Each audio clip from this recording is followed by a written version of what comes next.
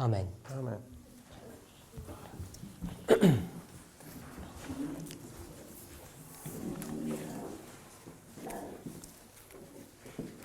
We're continuing our study on the binding of. We gaan verder met de studie van de samenbinding. And just to recap, Korte samenvatting. the backdrop of these studies, De achtergrond van deze studie. or the premise of them, De premise.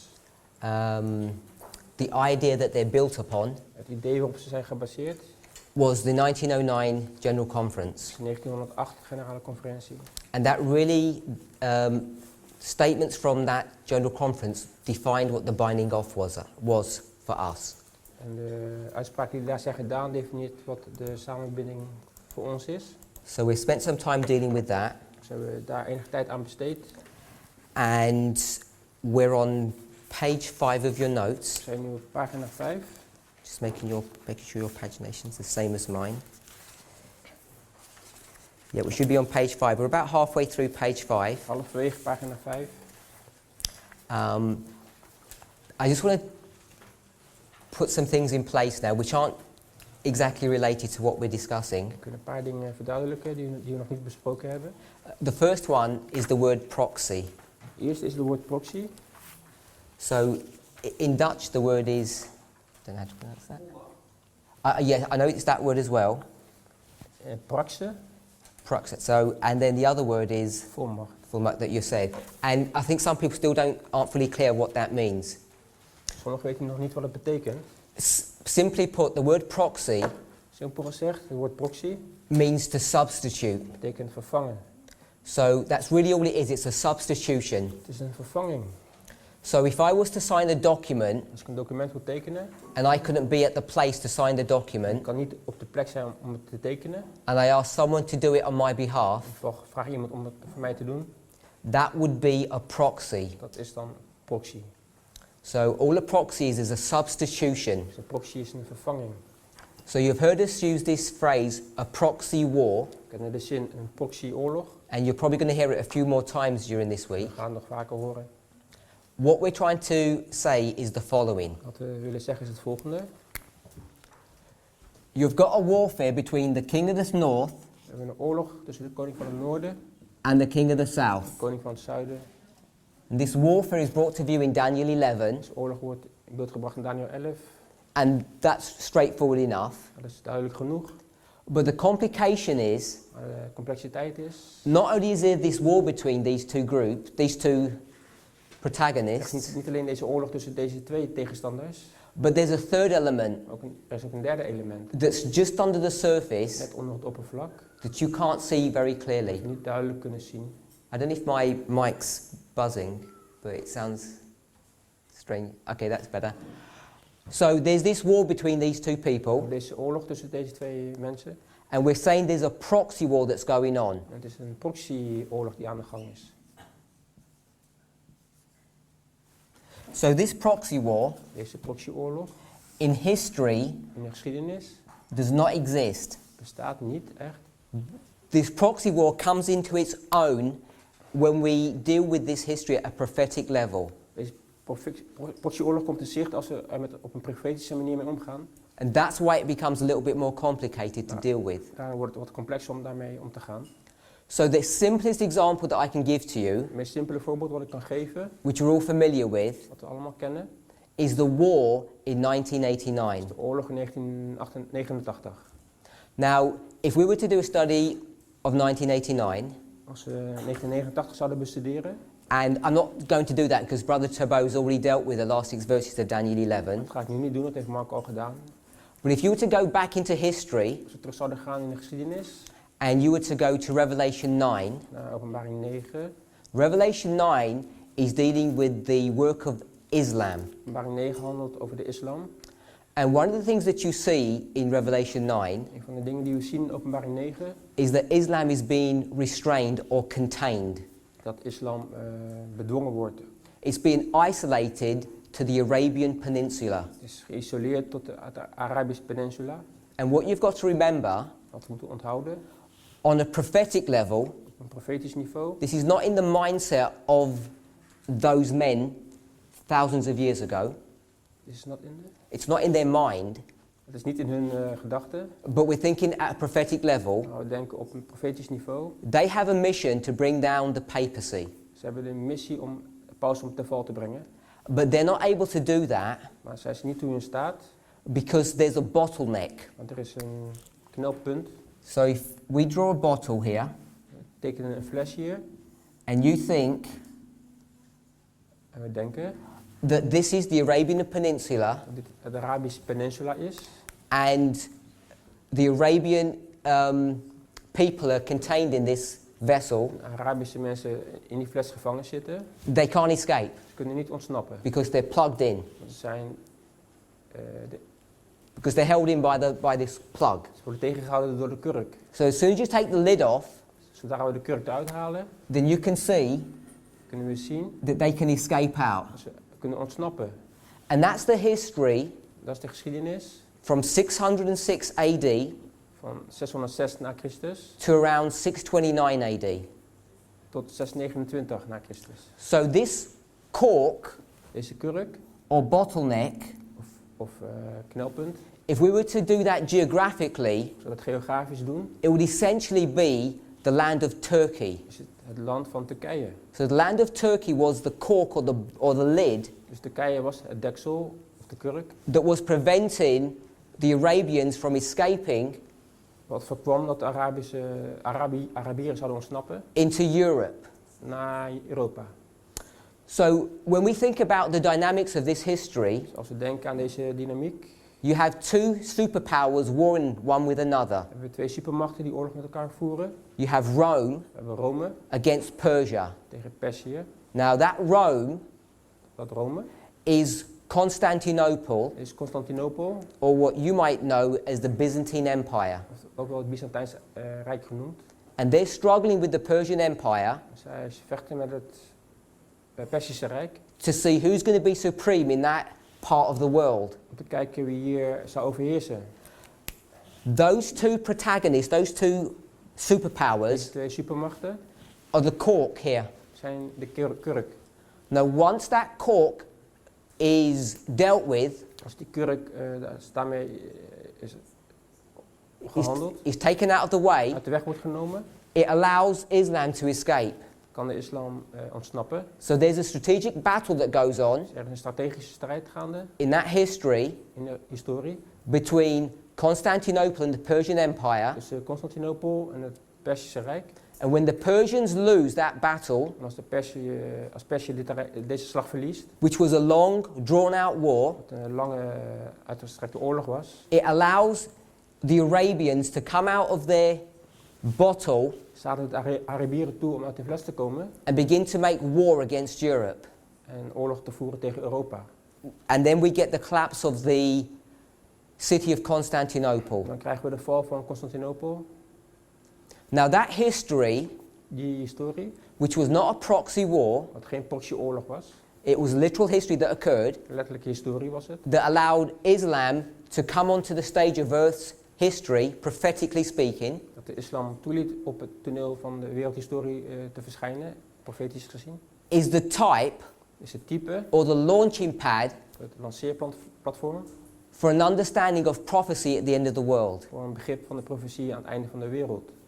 Jump all the way to 1989, Springen we helemaal naar 1989 and all the dynamics of this history here en deze hele dynamiek van deze periode hier are going to be repeated, wordt opnieuw herhaald.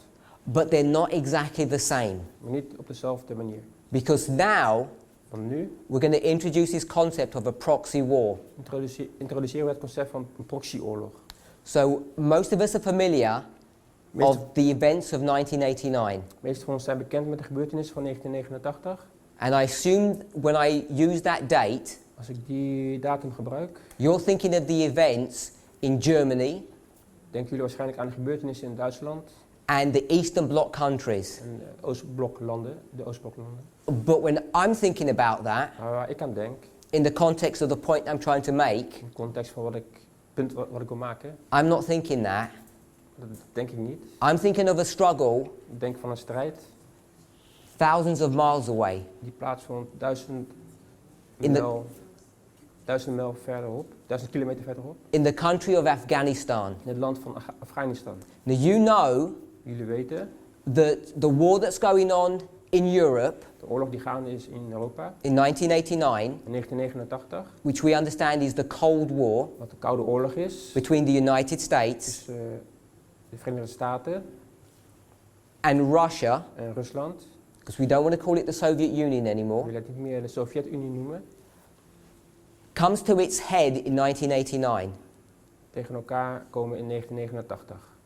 Now those two superpowers, Die twee supermachten, the United States and Russia, Verenigde Staten en Rusland, are also having a battle hebben een strijd on a different front op een ander front in Afghanistan. in Afghanistan. And some of us may be not as familiar with that story Sommigen van ons zijn niet zo bekend met dit verhaal as we need to be, als zou moeten. because that history of 1989 Die geschiedenis van 1989 is soon to be repeated. wordt binnenkort herhaald. So, what's happening in Afghanistan? Dus wat gebeurt er in Afghanistan? There are 4 powers that are involved in that struggle. Er zijn 4 machten die in deze strijd betrokken zijn. There's the King of the South, De koning van het zuiden, Russia. Rusland. There's the army We hebben het leger of the King of the North, van de koning van het noorden, the United de States. Verenigde Staten. And they're at war with one another. Ze hebben oorlog met elkaar. But if you go into the history, Als we in de geschiedenis kijken, you don't see zien we, the Americans fighting with the Russians. zien we niet de Amerikanen vechten met de Russen. So they're going to have a fight Dus ze hebben een gevecht with substitute warriors. met vervangende strijders. And the 2 substitutes that they're going to use En de 2 vervangingen zijn is the government de regering of Afghanistan van Afghanistan and what we'll call freedom fighters. en zogenoemde vrijheidsvechters, Who we call the Taliban. die wij de Taliban noemen. So this is the government of Afghanistan. Is het de regering van Afghanistan. And the struggle that these 2 protagonists are having, En de strijd die deze 2 tegenstanders met elkaar hebben, not at the literal level, niet letterlijk, but at the prophetic level, maar profetisch gezien, is a substitute war is een vervangingsoorlog for these 2 powers. door die 2 machten. So the Russians are supporting the government Dus de Russen steunen de regering van Afghanistan and the United States are supporting the freedom en de fighters. Verenigde Staten steunen de vrijheidsvechters. And this struggle over here in Afghanistan En die strijd in Afghanistan is really is in werkelijkheid a substitute war een vervangingsoorlog, or a proxy war een proxyoorlog between these 2 powers. tussen die 2 machten. And what's the end result of that? En wat is het eindresultaat daarvan? So in 1989, In 1989, Russia Rusland loses all of its countries that it stole from the King of the North. verliest al zijn landen dat hij het stal van de koning van het noorden. And when it loses that battle En als het die strijd verliest in Europe, in Europa, it also loses that battle in Afghanistan. verliest het ook die strijd in Afghanistan. And when it loses the battle in Afghanistan, Als het die strijd verliest in Afghanistan, America Amerika no longer is supporting these freedom fighters. steunt niet langer meer de vrijheidsvechters. There's no one supporting the Afghan government. Niemand die de Afghaanse regering steunt. And suddenly, En plotseling, this cork, die kurk, this lid of this bottle, de kurk in de fles, is removed. is verwijderd. And what happens? Wat gebeurt er dan? Radical Islam De radicale islam suddenly springs upon the world. springt de wereld in. They're loosed. Ze worden bevrijd. And that loosening here of these freedom fighters, En die bevrijding van die vrijheidsvechters, the Taliban, Taliban, morphs, verandert, changes, verandert from these freedom fighters, van deze vrijheidsvechters, whatever reason they're fighting for, welke reden ze ook vechten, into Al-Qaeda. in Al-Qaeda. And the rest is history. En de rest is geschiedenis. And in the midst of all of this, In het midden van dit alles, the role of the Afghan government de rol van de Afghaanse regering just melts away. smelt weg. and isn't a subject of Bible prophecy. Het is geen onderdeel meer van een Bijbelse So profetie. you're left with these three elements here. Dus we blijven over met deze 3 elementen. Now, for the last 20 plus years, De afgelopen 20 jaar we've ignored these two, hebben we deze 2 genegeerd. King of the South, Koning van het Zuiden, the governments of Islam, de regeringen van de islam. and our focus has been here. Onze focus ligt nu hier. The struggle between radical Islam and the army of the King of the North. De strijd tussen radicale islam en de koning van het noorden. And we thought we'd had it figured out. En we dachten dat we het hadden uitgedokterd. But now we realize Maar nu realiseren we ons that because of a subtle misunderstanding of who the King of the South is, door een subtiel misverstand over wie de koning van het zuiden is, we've incorrectly ignored the role of the King of the South hebben we ten onrechte de rol van het koning van het zuiden genegeerd in end time prophecy. in eindtijd profetieën. And let me say this, Laat ik dit zeggen, the verses that we're now using to defend what we're teaching today, de versen die we nu gebruiken om ditgene te verdedigen, when I mean today I mean from now on, vanaf nu, are not new verses. zijn geen nieuwe versen, They're not new words. zijn geen nieuwe woorden. There are people in this room who have read them many times before. Mensen hier hebben deze passages veel gelezen. It was over 5 years ago, I did a prophecy school, Het was meer dan 5 jaar geleden dat ik een profetenschool deed. and I went through Daniel 11 verse by verse, We gingen vers voor vers door Daniel 11. explaining all the historical understanding of what those verses mean. Een historische mening daarvan onderzoekende. And I covered all of that history. Dat hebben we allemaal besproken. Uriah Smith has covered all of that history. Uriah Smith heeft het allemaal besproken. And I'm sure that there are many other people here who have read those verses. Er zijn veel mensen hier die dat allemaal ook gelezen hebben. And why couldn't we see it before? Waarom zagen we het niet eerder? I think Ik denk, the Holy Spirit hadn't shed light upon those words. de Heilige Geest daar geen licht op had geschenen. So this is not the fact that we have been ignorant in our studies. Het is niet omdat wij onwetend zijn hierin. Onwetend zijn geweest hierin. The fact is Het feit is, that the Holy Spirit has shed new light upon His Word de Heilige Geest heeft nieuw licht gegeven op deze woorden. at the right time. Op het juiste moment. To me, Voor mij, it's not an indictment, het is geen an accusation beschuldiging against our laziness. tegen onze luiheid. It's an indication, Het is een indicatie, a clear indication, een duidelijke aanwijzing that the Lord is working with this movement dat de Heer werkt met deze beweging. step by step. Stap voor stap. And if that's the case, Als dat het geval is, and He's shown us the light of the King of the South, en Hij laat ons het licht zien ten aanzien van de koning van het zuiden, then we really need to understand moeten wij echt begrijpen how close we are hoe dicht we zijn to midnight. bij middernacht. Because we're clearly placing the work of the King of the South, We plaatsen het werk van de koning van het zuiden, as it comes back into history at midnight. terugkomt, dat het terugkomt bij middernacht.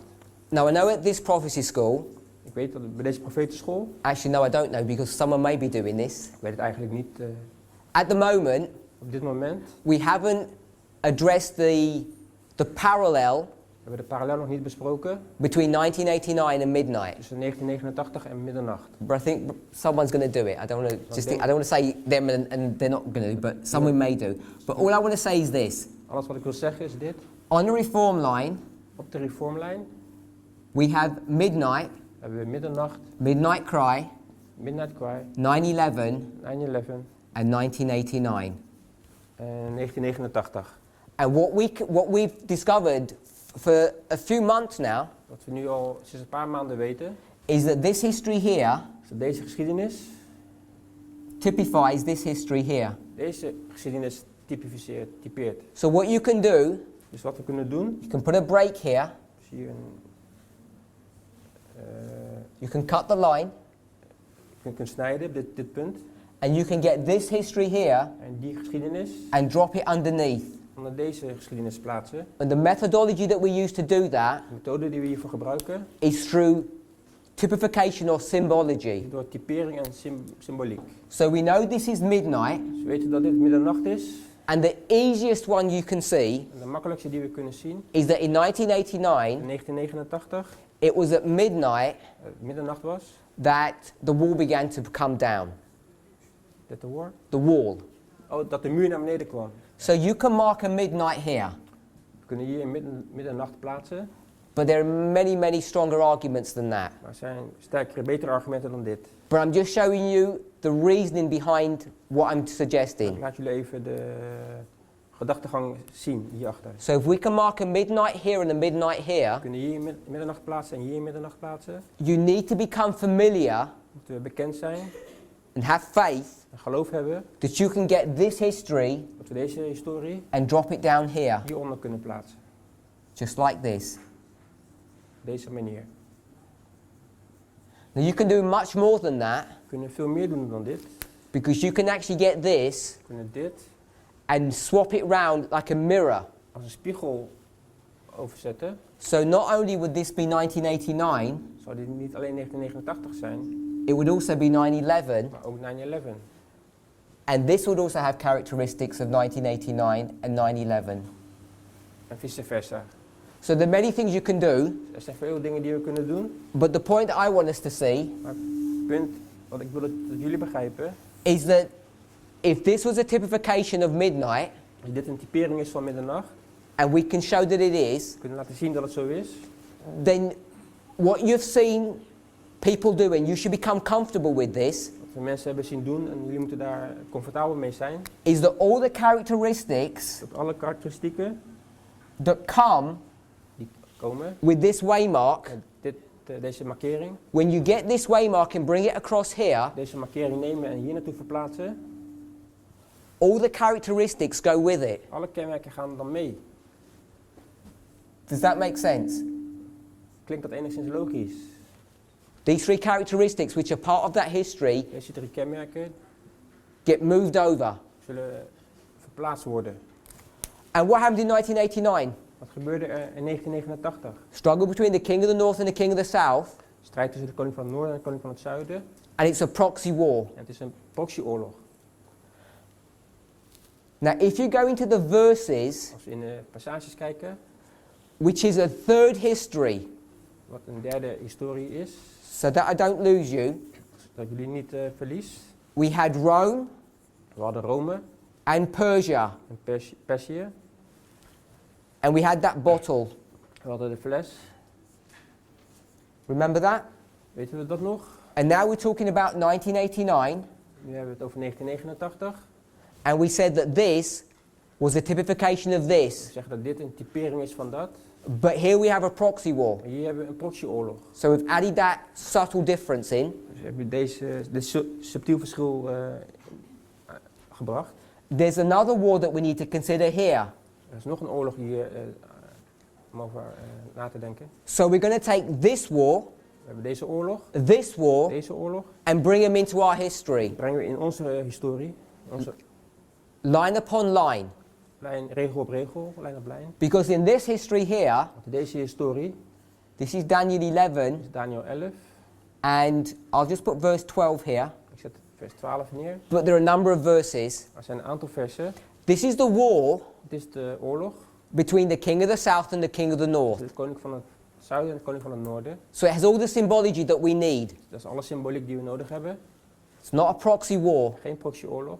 but the struggle that's going on in this history here De strijd die hier gaande is between the king of the north and the king of the south tussen de koning van het noorden en de koning van het zuiden is now going to move into our history. verplaatst zich nu naar onze tijd. So what we're doing is we're taking multiple battles Dus we pakken meerdere oorlogen and we're bringing them into our history. en brengen ze in onze tijd.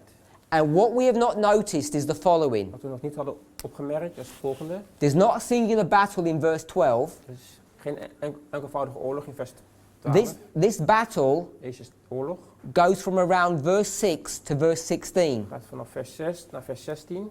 And there are multiple battles going Er on. zijn meerdere oorlogen aan de hand.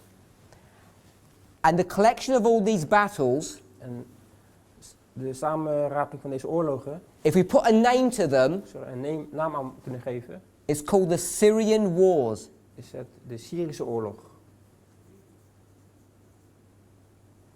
The reason for that De reden hiervoor, is because the person who owns Syria degene die Syrië, die eigenaar is van Syrië, is the king of the north. is de koning van het noorden. So it's the king of the north fighting against the king of the south. Koning van het noorden die vecht tegen de koning van het zuiden. The Syrians fighting against the De Egyptians. Syriërs tegen de Egyptenaren. Hopefully that all makes sense. Klinkt dat enigszins logisch? And all this is Greece. En dit alles zijn de Grieken. Can I write bigger? I'll try to.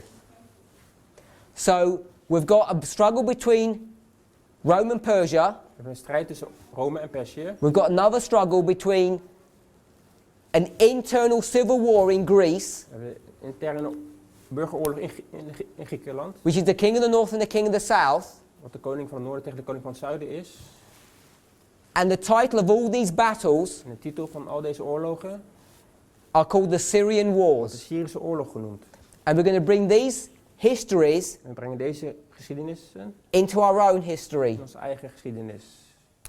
So in 1989, In 1989, I'll put the battles here. This is the Battle of Nineveh. het is de strijd van Slag om Nineve.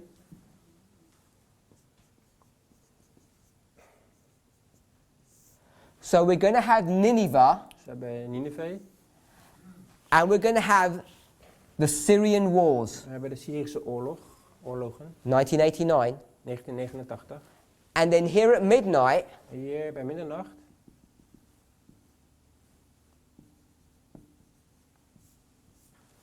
we're going to have the same characteristics. hebben we dezelfde kenmerken. We're going to have a type of the Nineveh war here, We hebben een soort, the Battle of Nineveh, we hebben een soort Slag om Nineve. and I'm going to put it in dotted because there's some subtle differences. Ik zet er een stippellijn om, het zijn wat subtiele verschillen. And it's going to be a continuation of the Syrian Wars. Het is een voortduring van de Syrische oorlog. This was proxy, Dit is proxy, and this is proxy. dit is ook proxy. If you want to get it really simply, Heel simpel gezegd, go into Google ga googlen, and see where all the wars happening dan zie je waar alle oorlogen plaatsvinden. today. Vandaag de dag, It's in Syria. in Syrië.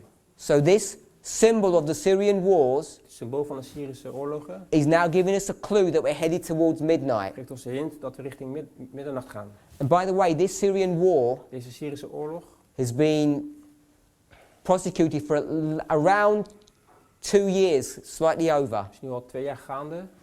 And we haven't understood that. Dat begrepen we niet. So as we're approaching midnight, Als we middernacht naderen, now the Lord is shedding light on this truth. schijnt de Heer licht op deze waarheid. So we can see in these verses here, We kunnen zien in deze versie hier, one of the verses teaches us een van die versen leert ons, the fulfillment in 1989, vervulling in 1989, where the king of the north met de koning van het noorden, pounded the king of the south. die de koning van het zuiden inmaakt. And that's what we understood, Dat is wat wij begrepen. because we hadn't seen light on those verses. Want we zagen geen licht op deze versen. But now we can see Maar nu kunnen we het zien that the king of the south dat de koning van het zuiden is going to retaliate. zal terugslaan. Hence, the change of the definition of who the king of the south is. Vandaar de, For this reason, om deze reden, because we've seen now the king of the south is going to arise, we zien nu dat de koning van het zuiden zal opkomen, we're having to change the definition of who he is. moeten we de definitie veranderen van wie het is. Some people might think it's a significant change. Some people might think it's a small change. Sommige mensen denken het is een grote verandering, sommigen denken een kleine. But what we're expecting to see, Wat we verwachten te zien, because we already in this war already, we zitten al in deze oorlog, is exactly the same dynamics as we've got here. is het precies dezelfde dynamiek die we hier zien. But it's not Afghan, Maar het is niet Afghanistan, it's Syria. het is Syrië. And this time, Maar deze keer, it's not the United niet de States, Verenigde Staten, the king of the north that is going to win, die zal winnen. the army of the king of the north.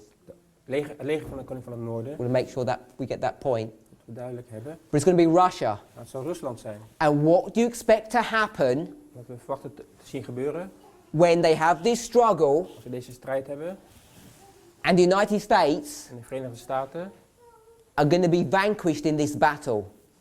zullen verslagen worden in deze strijd. When you come back to this history, what are we expecting to see?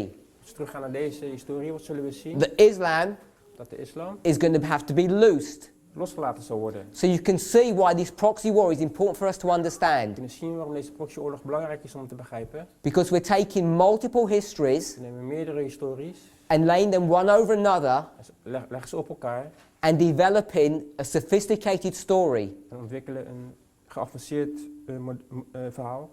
model. For many of us, Voor velen van ons this is all common knowledge, is het algemene kennis. except when you start trying to explain it to someone. Totdat je het aan iemand wil uitleggen. Because when you start explaining it to someone, Als je het aan iemand wil uitleggen, you have to tell them about this battle, moet je ze over deze strijd vertellen, this battle, over die slag. and En another series of battles that I didn't mention here. over een andere serie oorlogen die hier plaatsvindt. And these battles here En deze oorlogen hier are the battles that are dealing with Islam zijn de oorlogen die handelen met de islam after this history. na deze geschiedenis. So there's many things that need to be factored in. Er zijn vele dingen die moeten worden meegerekend. What I want to say is this. Wat ik wil zeggen is dit. I haven't put this in historical order Ik heb dit nog niet in volgorde gezet. because I wanted to confuse you. Ik wil jullie niet in verwarring brengen. So you have to go back and put this back in historical order. Dus jullie moeten dit in de juiste volgorde zetten. I put it in the order Ik heb het in de volgorde gezet of the thread that I wanted to share with you. van The information that as I wanted to give it to you. in de volgorde van de informatie die ik jullie wilde geven. But this is not in historical order. Maar dit is geen historische volgorde. Because all of this Want al dit happens back here. is hier gebeurd. Okay? So you just have to study that out. Dat moeten jullie zelf bestuderen. So these here, Dit hier, this continual struggle, deze strijd, voortdurende strijd. when Islam is going to come on the scene, Als islam on the scene komt, is dealing with the fall of Constantinople, gaat over de val van Constantinopel. when radical Islam is going to be loosed again. Als radicale islam wordt losgelaten opnieuw. Hundreds of years after this event. Honderden jaren na deze gebeurtenis. And that loosing of Islam Het loslaten van de islam is dealing with this loosening of Islam here. te maken met het loslaten van de islam hier. Islam is going to get loosed twice. Islam wordt 2 keer losgelaten. Once here 1 keer hier, and once here. 1 keer hier.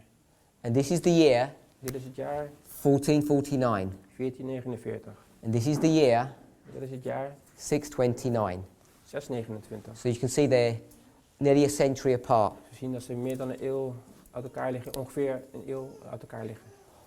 Each of us, In ieder van ons, and I say this seriously, ik zeg dit serieus, you need to be able to understand this, moeten deze dingen begrijpen, not only so that you can share it, zodat we het niet alleen kunnen delen, so that you can really believe what's happening. zodat we ook kunnen geloven wat er gebeurt. And I'm convinced Ik ben ervan overtuigd that if you hear this secondhand, dat als we dit uit tweede hand horen, which is what's happening right now, nu gebeurt, you won't have the faith to stand at midnight. heb je niet het geloof om te staan bij middernacht. You have to study this yourself. Je moet het zelf bestuderen. Sorry? I'll repeat again. Ik zal het herhalen. I'm under the conviction Ik ben ervan overtuigd, that if all that happens, als alles wat er gebeurt, that you just listen to these presentations dat jullie alleen maar luisteren naar deze lezingen, and don't study them out for en niet yourselves, zelf bestuderen, you won't have the faith hebben jullie straks niet het geloof to stand at midnight om op middernacht te staan when the events come, when the events are fulfilled. als de gebeurtenissen zijn vervuld. Because people object Mensen protesteren daartegen that they're not historians, dat het geen historici zijn, that they don't understand dates, dat ze de datums niet begrijpen, and it's not religious, dat het niet religieus is, or it's not religious enough, het is niet religieus genoeg, it's too intellectual. het is te intellectueel. There are no excuses for anybody. Niemand heeft een excuus.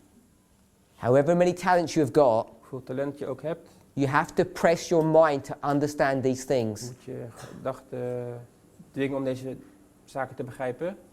And we read that yesterday. Dat hebben we gisteren gelezen.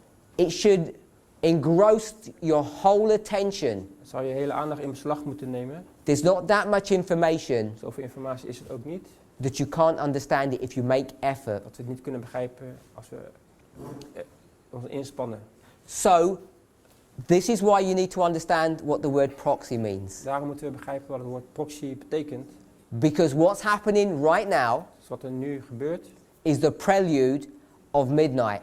is de prelude, It's the beginning. is het begin van de middernacht. You know, what we have to remember, Wat we moeten onthouden, assuming that you already knew, uitgaande dat je het al wist, when we do these waymarks, als we deze markeringen behandelen, you know, it's hard lines het is as a singular point, dus als een enkelvoudig punt opgeschreven, we forget there's a build-up of history. vergeten we dat er een opbouw aan vooraf ging. So even though we mark midnight here, Ook al zetten we hier middernacht neer, and I'm saying there's this war that's going to happen, ik zeg dat deze oorlog gaat gebeuren, they're going to lose and they're going to win, zij gaan verliezen, zij gaan winnen. and I have no light at the moment what it means that they're going to win or lose, what it looks like. Ik heb geen licht op wie er gaat winnen of gaat verliezen.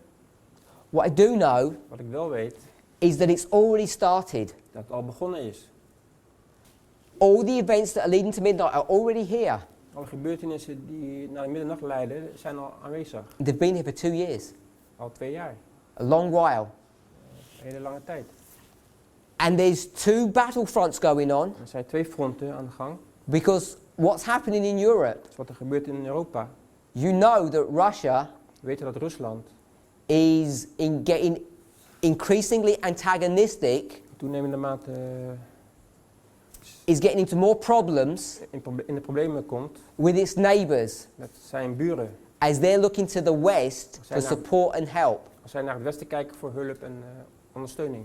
Everything is shaping up Alles vormt zich for 1989 voor 1989 happening again. om opnieuw te gebeuren. 2 battlefronts. 2 fronten. As God's people, Als Gods volk, when you look back to 1989, als we terugkijken naar where's 1989, your focus always? waar is onze focus? Waar ligt onze focus? In Europe, isn't it? It's always in Europe. In Europa. And we don't think much about Afghan We denken niet zo vaak aan Afghanistan and the impact that had. en de impact die het heeft gehad. And today, En vandaag de dag, where's your focus waar ligt onze focus? as God's people are on this message? Als Gods mensen in deze boodschap. In the Middle East. In het Midden-Oosten. And we're forgetting Maar we vergeten that there's something going to happen dat er iets gaat gebeuren in Europe. in Europa. And how do we know? Hoe weten we dat? Because 1989 Want 1989 is going to happen again. gaat opnieuw gebeuren. And one of those elements Een van die kenmerken was not only Afghan, was niet alleen Afghanistan, but the work in Europe, maar the struggle, het werk in Europa. the battlefront. De strijd, het front. There were 2 battlefronts, Afghan, Europe. Er waren 2 fronten, And Afghanistan en Europa. we're focused on Europe in this history. We zijn gefocust op Europa in deze historie. In this history, our focus seems to be not in Afghan, obviously, but with Islam. En hier zijn we gefocust op Afghanistan en islam. And if you take all the characteristics across, Als we alle kenmerken meenemen, you have to be expecting a battlefront to be occurring in Europe. moeten we een front verwachten in Europa. And you will live in Europe. En we leven allemaal in Europa. That's my long definition of proxy wars. Dat is mijn lange definitie van een proxyoorlog. I hope it's clearer now with perhaps some additional Ik information. hoop dat het nu enigszins duidelijker is met deze informatie.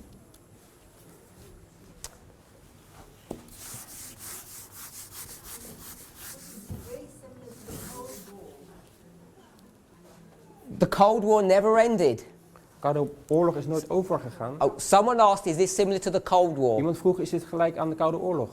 All the characteristics Alle kenmerken that bring you to 1989 die ze brengen naar 1989 are going to be right here. zullen hier zijn. I know people know this here. Ik weet dat mensen dit kennen. How long was the Afghan war? Hoe lang was de Afghaanse oorlog? 10 years. 10 jaar. 1979 to 1989. 1979 tot 1989. And it was only yesterday, Was gisteren, in Elder Jeff's presentation, de presentatie van Jeff, that he laid out dat hij uitlegde how long is it from 9/11 to midnight? hoe lang het is van 9/11 tot middernacht. 10. 10. So you see all the characteristics Dus we zien alle karakteristieken coming over. Terugkomen. We need to revisit this history. Deze historie opnieuw bekijken. We need to revisit what was happening in Europe. Opnieuw bekijken wat er in Europa gebeurde. We need to revisit what was happening in Kijken wat Afghanistan. in Afghanistan gebeurde. Draw out parallels Parallel trekken. and see what's going to lead us up to midnight. En kijken hoe middernacht zal... To see what events te kijken welke gebeurtenissen will bring us to midnight. ons tot middernacht brengt. Because we only have a hard line, a waymark. We hebben alleen een markering. But there are events Maar er zijn gebeurtenissen that we need to understand die we moeten begrijpen. that lead you up to that. Die eraan vooraf gaan.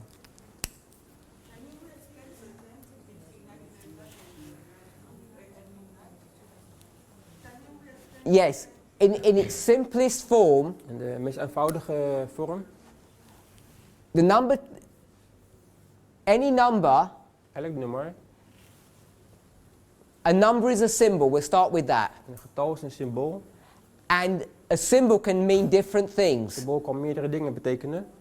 So a number 10 Nummer 10 can mean, is a symbol of God's enemies. is een symbool voor Gods vijanden. So I think that's relatively straightforward. Dat is redelijk recht toe recht aan. You have the 10 kings of Revelation We hebben 17. de 10 koningen van Openbaring 17. You have the 10 brothers of Joseph. De 10 broers van Jozef. You have the 10 northern tribes of Israel. De 10 noordelijke stammen van Israël. All enemies of God's people. Ze zijn allemaal vijanden van Gods volk.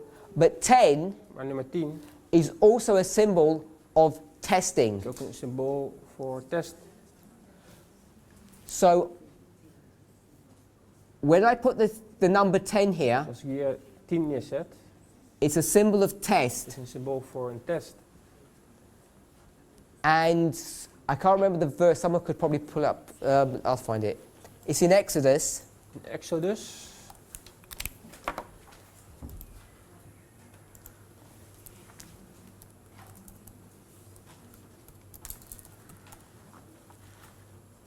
No, it's not Exodus, it's Numbers. In Numerieke. Numbers 14:22. Thank you. Numerieke 14:22. This is talking about the people Gaat het over mensen during the wilderness wandering, gedurende de wildernistocht. not the 40 years, but the first 2 years, Niet de 40 jaar, maar de 2 jaar. because of their continual rebellion, Vanwege hun continue rebellie. they're not going to be allowed to go into the promised land. Zullen ze niet in het beloofde land mogen. And Numbers 14:22 says, because all those men which have seen my glory and my miracles which I did in Egypt and in the wilderness, and have tempted me these 10 times, and have not hearkened to my voice. Want al de mannen die gezien hebben mijn heerlijkheid en mijn tekenen, die ik in Egypte en in de woestijn gedaan heb, en mij nu 10-maal verzocht hebben, en mijn stem niet zijn gehoorzaam geweest. Now, when it says, tempted me these 10 times, Als ze zegt, mijn 10-tallen malen verzocht te hebben, it actually means rebelled against me 10 times. betekent het gerebelleerd hebben tegen mij 10 keer. Because the Lord has tested them 10 times, Want de Heer had ze 10 keer getest. and this is the 10th and final test. Dit is de 10e en laatste test. So the number 10 becomes a symbol of testing. Dus nummer 10 wordt dan een symbool voor een test. Daniel is tested for 10 days, Daniel wordt getest voor 10 keer, voor 10 dagen. and we know that story fairly well. We kennen dat verhaal goed. And in Job 19:3, En in Job, chapter 19, verse 3, hoofdstuk 19, paragraaf 3, Job is reproved, wordt Job terecht gewezen, rebuked vermaand, 10 times. 10 keer. So this 10 Dus deze nummer 10 is a symbol of testing. is een symbool voor een test. And I think I've already explained Ik heb al uitgelegd, that at one level, op één niveau, probationary time begins de proeftijd begint from 1989 van 1989 to the binding off, or the third step. tot de samenbinding of de derde stap. So this is probationary time. Dit is de proeftijd. But I'm not repeating presentations that have already been done, Ik herhaal geen presentatie die nog niet is gedaan. which have explained the relationship between 1989 and 9/11. Wat de relatie uitlegt tussen 1989 en 9/11. Because although probationary time technically begins in 1989, Hoewel de proeftijd technisch begint in 1989, you're not how can I explain this? God doesn't take account God neemt niet, of your activities houdt geen rekening met de activiteiten during this time period. gedurende deze tijdsperiode. And so he really considers Hij beschouwt the probationary time beginning in 9/11 here. de proeftijd in begin 9/11. So we can use the argument that it begins in 1989, We kunnen het argument zeggen dat het in 1989 begint. but technically it would be 9/11 Technisch begint het in 9/11. because that's when the sealing is being Want marked. dan begint de verzegeling.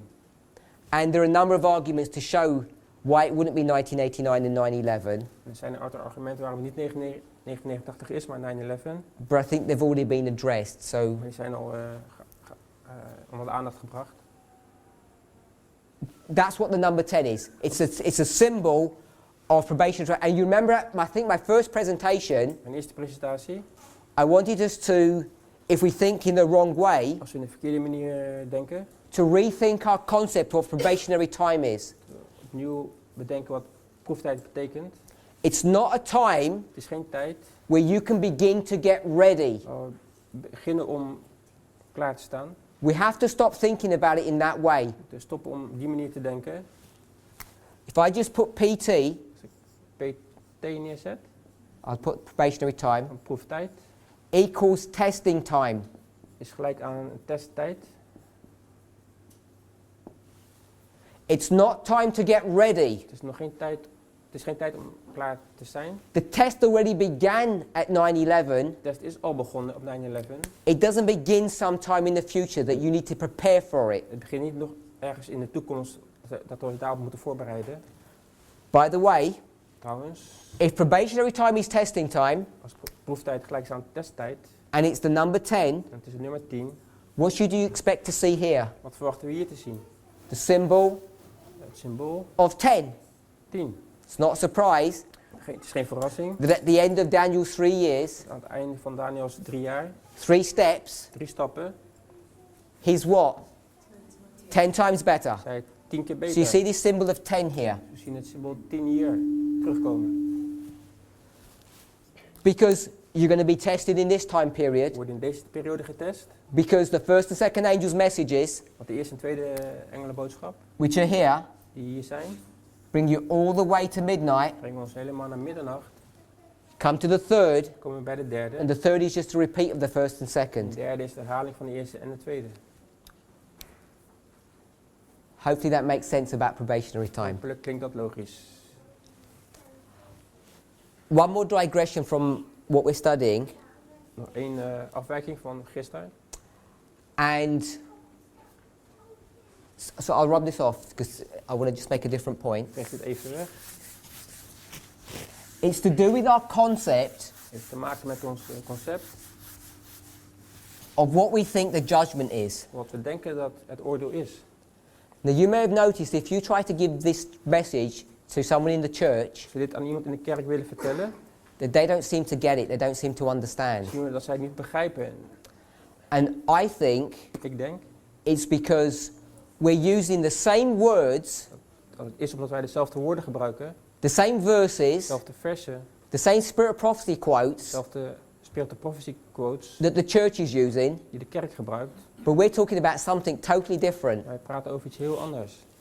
And I'm not saying this for everybody, Het is niet voor iedereen weggelegd. because I don't know how you perceive it, Ik weet niet hoe jullie het zien. and I'm sure many of you perceive it correctly, Velen zullen het wel correct zien. but I'm certain that many of the people in the church don't, Maar ik weet zeker dat veel mensen in de kerk dat niet zo zien.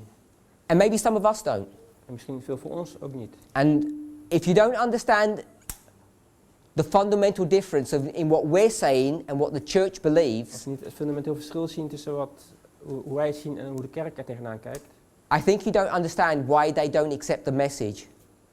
denk ik dat wij niet begrijpen waarom zij deze boodschap niet accepteren. Now, I'm not talking about rebellion and all those kinds of things. This is a technical argument, Het is een technisch argument, het gaat niet over rebellie, an intellectual argument. intellectueel argument. So when we think about, it's all about probationary time. Het gaat over de proeftijd.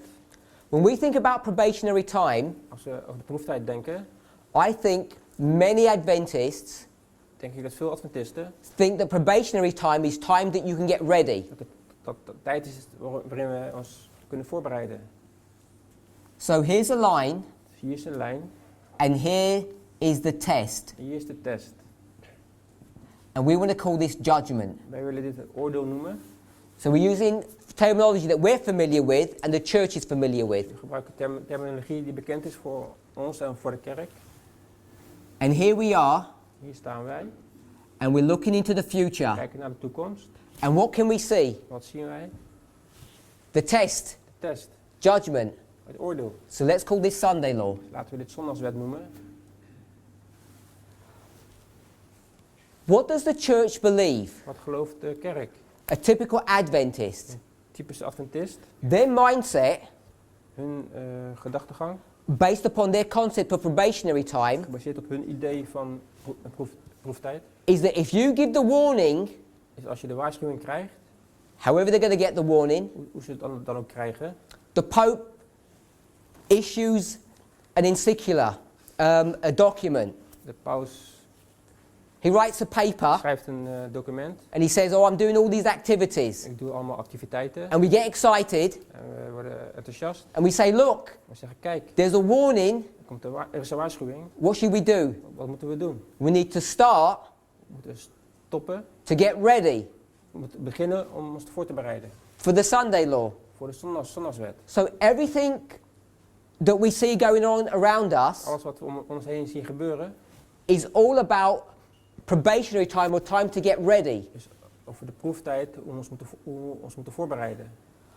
But we on the message, Maar wij in de boodschap, we shouldn't be looking at things that we way. moeten niet op die manier daarnaar kijken. The way the church looks at it, Hoe de kerk ernaar kijkt, they say this is probationary time zeggen dit is de proeftijd in order to get ready om klaar te zijn for the test voor de test in the future. in de toekomst. Because everybody's been at school, you know how it works. Iedereen die naar school is geweest weet hoe het werkt. Revise for the test, Voorbereiden voor de test.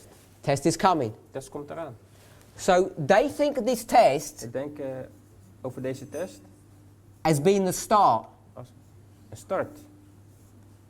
Als een begin. And every single verse or spirit prophecy quote that you're going to give them Elke vers en geest profetie quote die we vinden, in their mind, it's all talking about the start of the test heeft het volgens hun over deze test. that you need to prepare for. Waar we ons op moeten voorbereiden. And worse than that, En erger nog, many of the times, the way the spirit of prophecy quotes are written, de manier waarop de geest profetie quotes zijn geschreven, agree with that. komen we daarmee overeen. And here you come, En hier kom jij and you're going to get this model and you're going to rip it up. en You're going to tear it up. krijg je dit model en je haalt het allemaal overhoop. And we're going to say something totally different. Wij gaan iets heel anders zeggen. Let's go back into Millerite history. Als we teruggaan in de Millerite-historie, This is Millerite history. is Millerite-historie. What year is this? Welk jaar is dit? 1844. 1844. What year is this? Welk jaar is dit? 1798. 1798. I know William Miller wasn't doing anything, Ik weet dat William Miller niks deed. but here's William Miller, Maar hier is Miller. and he's saying, Hij zegt, get ready, wees voorbereid, because the test is coming. want de test komt eraan. What is the judgment that's about to come? Wat is het oordeel dat gaat komen? The sanctuary is about to be cleansed. Het heiligdom zal gereinigd The worden. earth is going to be wiped clean. De aarde zal schoongeveegd worden. Yes?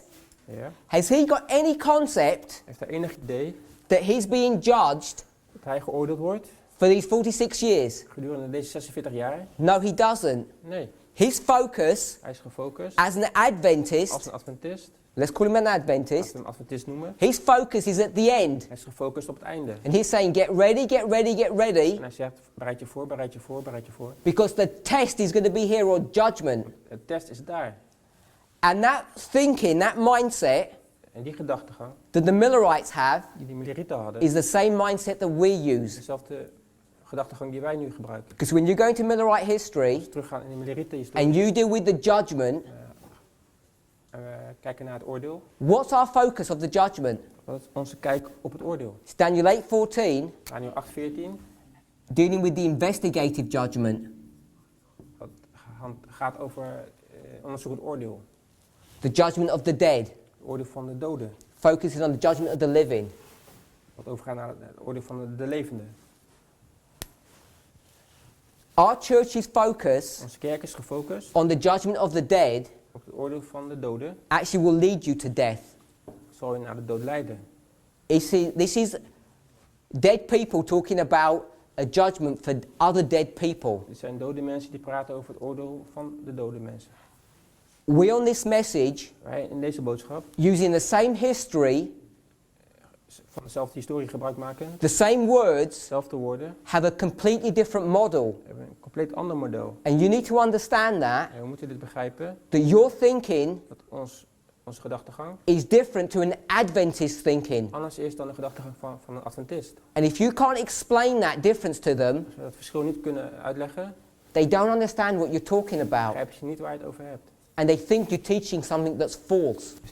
Denken ze dat jij iets leert wat dwaling is. Because when we go into this history Als we in deze geschiedenis duiken, and we talk about judgment, we hebben het over het oordeel. when you start going into the verses in Revelation 14, Kijken naar de versie van Openbaring 14. you start going into the spirit of prophecy passages, En geest de profetie quotes.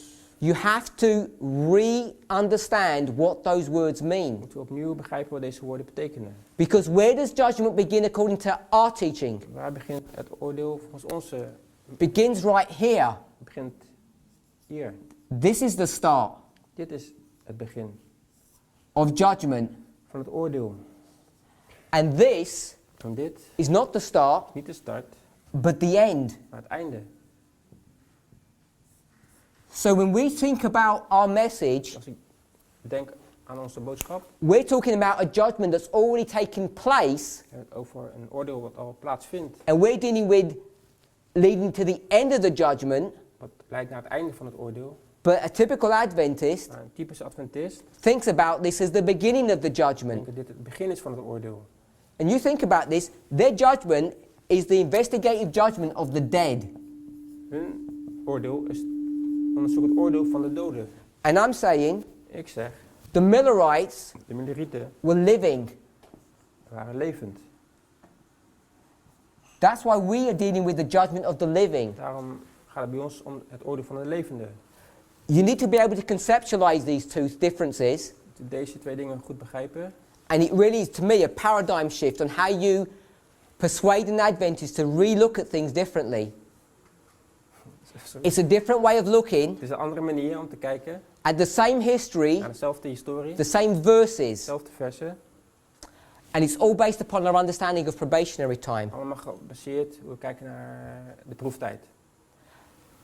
What worries me, Wat mij zorgen baart, even about myself, zelfs over mezelf. is that I keep on falling back Ik val steeds terug into this wrong understanding of probationary in time het verkeerde begrip van proeftijd. because days turn into weeks, Dagen worden weken, into months, en maanden into years, en jaren. and I still keep going on. En ik ga verder. I still occupy myself, Ik neem mezelf in beslag. and I can be lulled into the false sense of security En ik kan in deze valse veiligheid worden gekletst. that I've still got time to get ready. Nog steeds het idee heb dat ik nog mezelf kan voorbereiden. And if you think that way, Als je op dezelfde manier if you denkt, think you've got time to get ready, denk tijd te hebben om je voor te bereiden, you're thinking as a dead denk Adventist. je als een dode Adventist. Because the people who are this group of people Deze groep mensen, who are being judged, die geoordeeld zullen worden, they cannot think that way. kunnen niet op die manier denken. Because every day Elke dag is a testing day. is een testdag. And as we go through our presentation, Als we door onze presentatie gaan, hopefully we'll get there, hopelijk komen we daar, we're going to see zien we, that I'm just going to change some of these symbols here. gaan we het symbolen veranderen. 9/11 9/11 to midnight. tot middernacht. Could put Sunday law. Ik kan zondag de wet neerzetten. Every single one of these days Elke van deze dagen is a day where we're supposed to be growing in Christ. horen wij te groeien in Christus. And the only way to grow in Christ De enige manier om te groeien in Christus is when you get a test, is als we getest worden, you pass the test. de test slagen. And the next day you have another test. De volgende dag weer een test, You pass the test. slagen we de test. Your whole life Ons hele leven is a life of testing. is een leven vol testen. There's no rest Er is geen rust this side of eternity. aan deze kant van de eeuwigheid. So probationary time Dus de proeftijd, is just thousands of tests. duizenden van testen. Some internal, Sommige intern, some external, sommige uitwendig, some doctrinal, sommige doctrinaal, some spiritual, sommige geestelijk, some in your walk with God, sommige in onze wandel met God, some in your relationship with your brethren. sommige in onze relatie met onze medemens. But it's all testing. Maar het zijn allemaal testen. And probationary time, Proeftijd, which is testing time, testtijd is, has already begun. is al begonnen. Our focus is on the end of the test. Onze focus is op het einde van de test. And I guarantee you, every Adventist Ik garandeer u dat ieder Adventist who doesn't understand what you're talking about, niet begrijpt wat je het over hebt. their focus Hun focus is the beginning of the test. is het begin van de test. And we've still got some time to get ready. Dat we nog tijd hebben om ons voor te bereiden. So, I spent my presentation dealing with two subjects, Ik heb hier 2 onderwerpen behandeld, which aren't totally related to my subject matter, die niet gerelateerd zijn aan mijn onderwerp. but I thought they were important to share Maar with ik dacht you. dat het belangrijk was om te delen. Hopefully they were of use. Hopelijk was het nuttig. Let's pray. Laten we bidden.